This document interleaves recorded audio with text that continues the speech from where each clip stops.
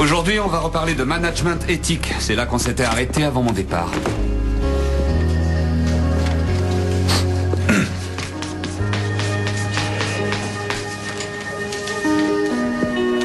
Non, j'ai une autre idée.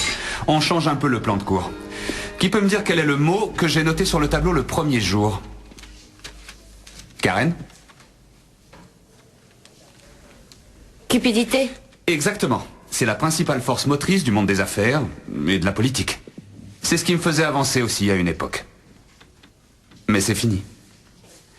Il y a 3 ans, j'étais au volant de mon 4x4. Je me rendais à une énième réunion avec d'énièmes investisseurs. Et à ce moment-là, je pesais environ 31 millions de dollars. J'étais au téléphone avec un courtier en bourse qui devait me permettre d'amasser un quart de million de plus. J'étais au top à l'époque. Je prenais les bonnes décisions au bon moment. J'étais un vrai champion. Et tout à coup...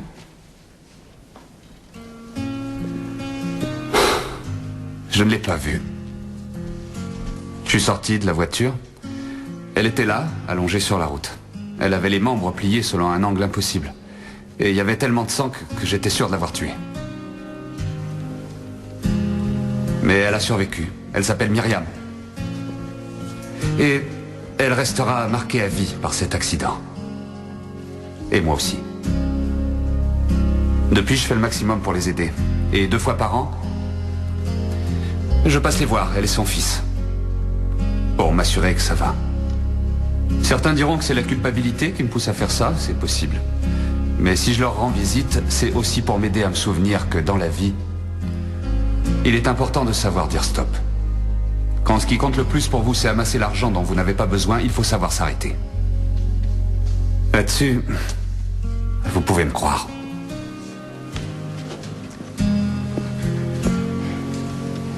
Si vous voulez toujours de moi, on reprend. Le management éthique.